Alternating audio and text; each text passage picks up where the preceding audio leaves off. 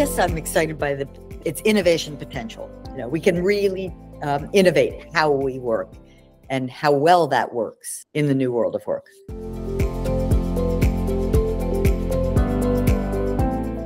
American Icon. It's the book about the turnaround at Ford, led by Alan Mulally. I think it's a spectacular book. The emphasis on inclusion is a big change. Now, it's not the same thing, and I get a little worried when people see them as the same thing, but the emphasis on inclusion has certainly opened up people's interest. A broader swath of people are interested in the concept than before.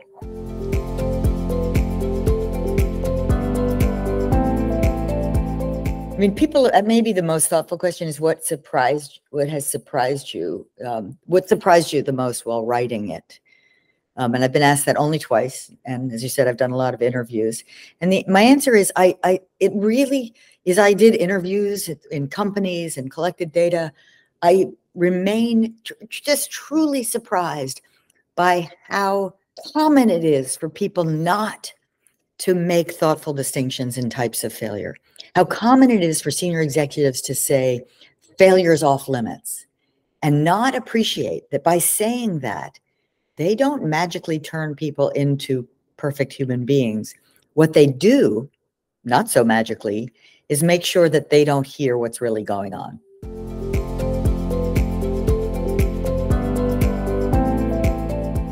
Those people who are more successful than the average person are those who fail more often, not less often. Just remember that, right? If you're a great athlete, you've had way more failures than a mediocre athlete because you've been out there, day in and day out practicing your sport. Same as a researcher. If you are a great scientist, great researcher, or a great innovator, you've had more failures than other people, and you've learned to live with them.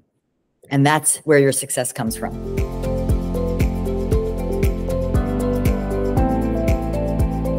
Humility, right? And not false modesty, but humility to say, I don't know. Right? The future is uncertain, and I don't have a crystal ball.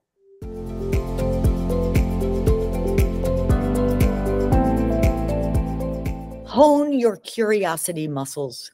Right? The more you can remember to be curious, the more you'll learn, the faster you'll grow and achieve more leadership roles.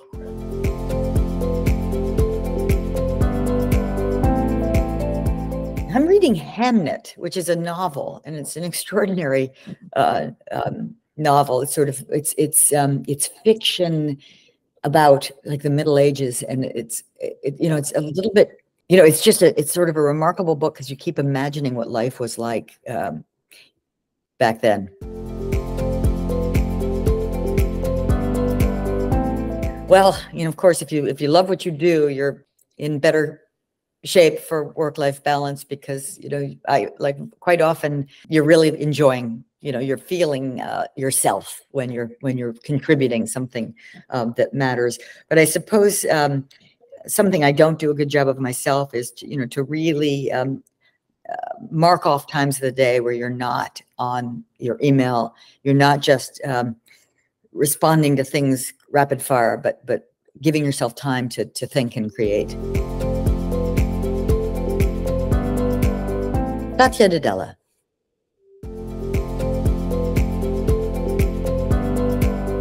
I'd say, unfortunately, mostly by reading, and then by interviewing people in real companies.